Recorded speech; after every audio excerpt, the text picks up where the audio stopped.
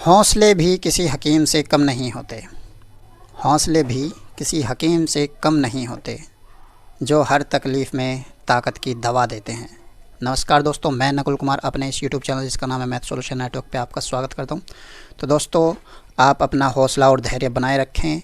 ये आपको आगे बढ़ाने के लिए, मोटिवेट करने के लिए बहुत ही कारगर साबित होते हैं। तो चलिए दोस्तों, आज का टॉपिक कंपाउंड इंटरेस्ट का नेक्स्ट पार्ट शुरू करते हैं।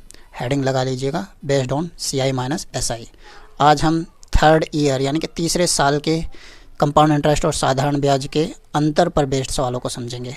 चलिए, तो हेडिंग लगाइए 3 साल के सवालों के लिए। जिस तरह से मैंने आपको 2 सालों के लिए कंपाउंड इंटरेस्ट और सिंपल इंटरेस्ट का अंतर बेस्ड का फॉर्मेट बताया था, इसी तरह से 3 सालों के लिए भी आप नोट कर लीजिएगा। देखिए, सवाल 3 साल का होगा तो आप 3 डंडे खींचेंगे और प्रिंसिपल को आप ऊपर लिखेंगे। इसका आप R% जो रेट दी हुई होगी उसे निकालेंगे। जो निकाल कर नंबर आएगा, संख्या आएगी, उसे आप यहाँ पे और यहाँ पे 3 हिस्सों में इस तरह से अलग अलग लिखेंगे सेम।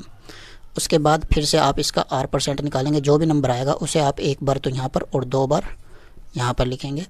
फिर से आप एक बार R% और निकालेंगे। जो भी नंबर आएगा उसे थर्ड लाइन में तीसरी जगह यहाँ पे लिखेंगे। ठीक है, अब ये फॉर्मेट है हमारा 3 सालों के लिए, इसे नोट कर लीजिएगा। ठीक है, चलिए, अब इसमें कुछ बातें हैं जो आपको नोट करनी है। देखिए, अगर आपसे पहले साल का कंपाउंड इंटरेस्ट पूछे तो पहले साल का सिर्फ ये होगा, ठीक। और अगर आपसे पूछे दूसरे साल का कंपाउंड इंटरेस्ट तो दूसरे साल का इन दोनों को जोड़ कर आएगा कंपाउंड इंटरेस्ट। और तीसरे साल का पूछे तो तीसरे साल का इन सभी को जोड़ कर आएगा कंपाउंड इंटरेस्ट। और अगर आपसे पूछे 3 साल का कंबाइंड कंपाउंड इंटरेस्ट तो आप क्या काम करेंगे, इन सभी को ऐड करेंगे। इन सभी को आप ऐड करेंगे तो क्या बनेगा मेरा कंपाउंड इंटरेस्ट 3 साल का। और अगर आपसे पूछे 3 साल का सिंपल इंटरेस्ट तो 3 साल का सिंपल इंटरेस्ट सिर्फ ये ऊपर के तीनों जोड़ेंगे आप। ठीक है, इन तीनों को जोड़ेंगे तो क्या बनेगा मेरा सिर्फ सिंपल इंटरेस्ट 3 साल का। और अगर आपसे पूछे कि 3 साल का कंपाउंड इंटरेस्ट और सिंपल इंटरेस्ट, इन दोनों का अंतर क्या होगा, तो इन दोनों का अंतर ये जो यहाँ पर नीचे 4 होंगे, इन चारों को आप जोड़ के बताएंगे तो ये बनेगा आपका CI माइनस SI। ठीक है, नोट कर लीजिएगा। और अगर आपसे सवाल दे इसी तरह से नीचे और आपसे प्रिंसिपल पूछे तो आप क्या काम करेंगे, रेट निकालनी पड़ेगी उसके लिए। तो रेट क्या होगी, नीचे से ऊपर को चलेंगे, या तो आप C/B इंटू 100 कीजिए, या फिर आप B/A इंटू 100 कीजिए, या फिर आप A/P इंटू 100 कीजिए, तो आपकी रेट इनसे आ जाएगी। ठीक है, तो इस सब फॉर्मेट को नोट कर लीजिए। चलिए, क्वेश्चन नंबर 1 इस फॉर्मेट के ऊपर देखते हैं। चलिए, मान लेते हैं प्रिंसिपल आपको दे रखा है 5,000 रुपये और आपको रेट दी हुई है आपको 10%।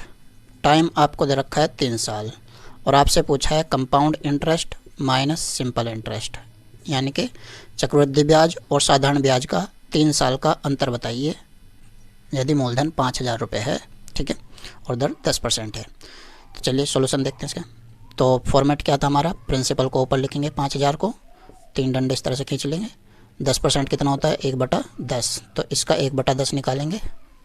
1/10 निकालिए, कितना आएगा 500। 500 यहाँ पे लिख देंगे तुरंत और 500 यहाँ पे तुरंत लिख देंगे।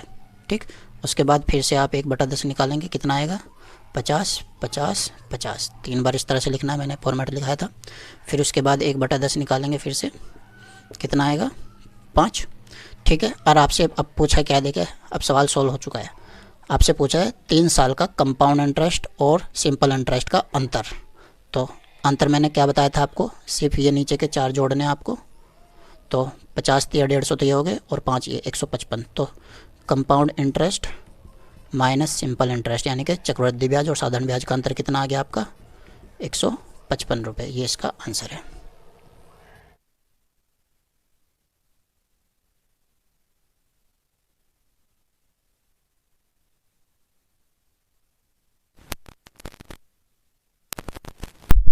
और टाइम आपको दे रखा है फिर से 3 साल। ठीक, आपसे फिर से पूछा है compound interest minus simple interest, मतलब चक्रवृद्धि ब्याज और साधारण ब्याज का अंतर बताइए 3 साल का। चलिए सॉल्यूशन देखते हैं इस सवाल का। करने का सेम वही प्रोसेस है। क्या करेंगे, 43,200 रुपये को ऊपर लिखेंगे और 3 डंडे इस तरह से खींच लीजिए तुरंत।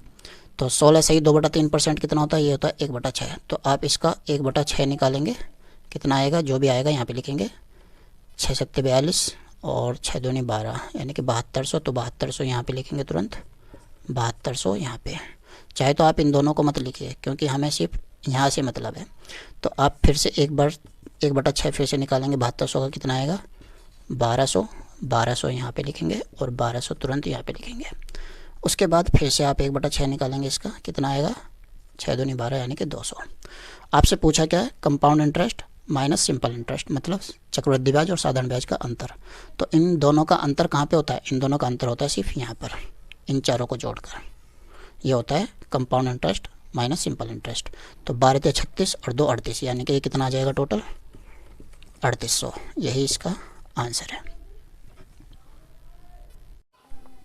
क्वेश्चन नंबर 3, मान लेते प्रिंसिपल इस बार आपको दे रखा है 5120 रुपये। रेट आपको दे रखी है 12.5%।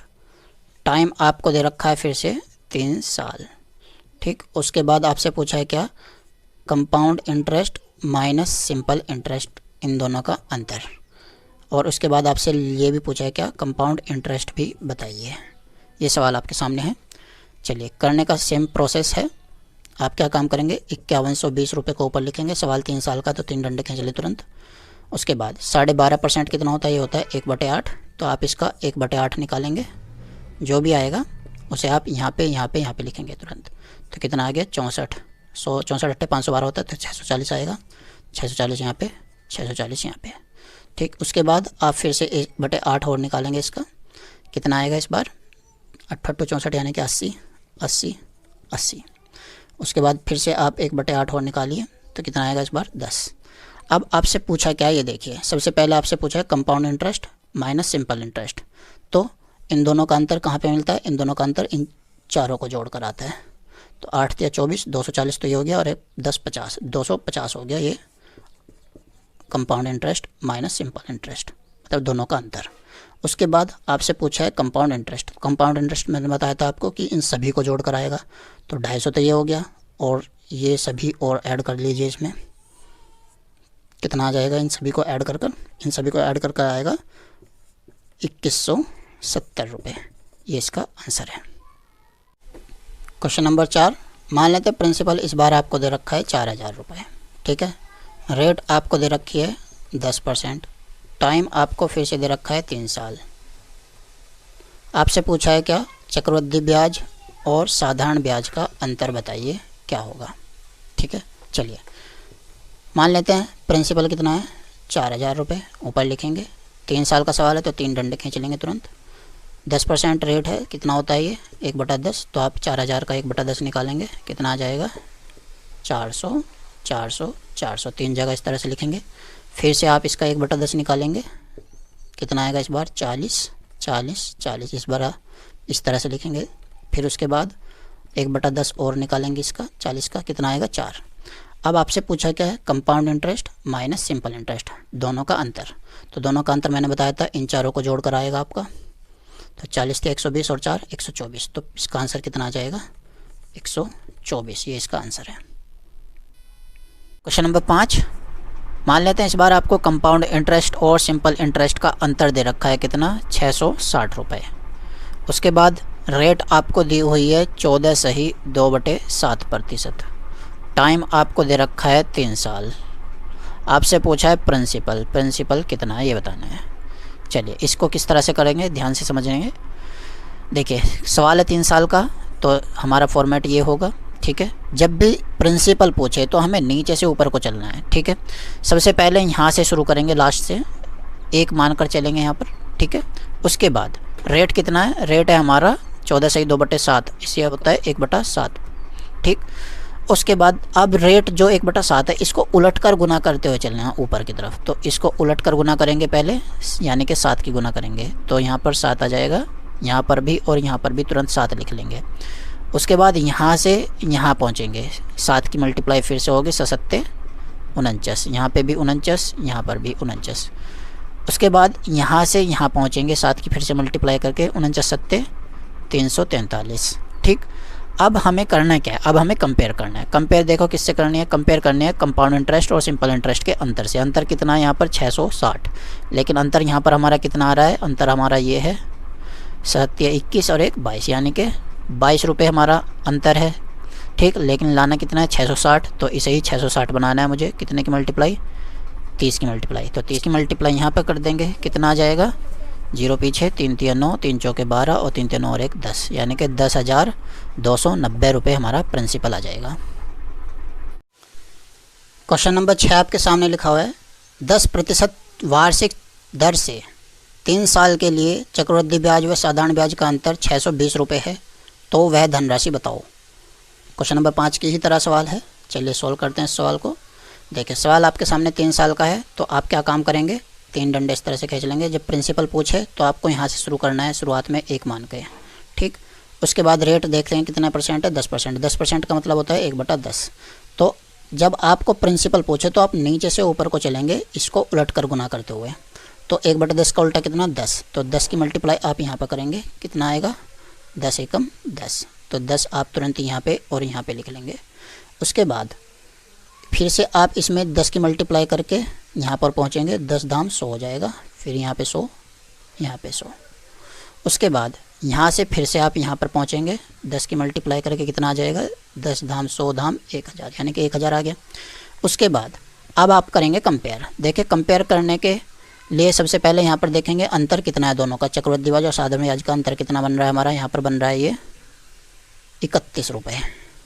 ठीक है, 10 10 10 और 1 31 हो गया। लेकिन सवाल में अंतर कितना दे रखा है, 620। तो इसे ही 620 बनाना है मुझे। कितने की मल्टीप्लाई, 2 की मल्टीप्लाई करके 1 0 चिपक रही है, तो इसमें भी आप 2 की मल्टीप्लाई और 1 0 चिपकाएंगे। तो आंसर कितना आ जाएगा, 20,000 रुपये। ये इसका प्रिंसिपल है। चलिए दोस्तों, आज के लिए हम यहीं पे विराम देते हैं इस वीडियो को, और नेक्स्ट वीडियो में हम इंस्टॉलमेंट बेस्ड क्वेश्चनों को समझेंगे। आपको अगर वीडियो पसंद आए लाइक कीजिए, शेयर कीजिए और सब्सक्राइब करना मत भूलिएगा। धन्यवाद।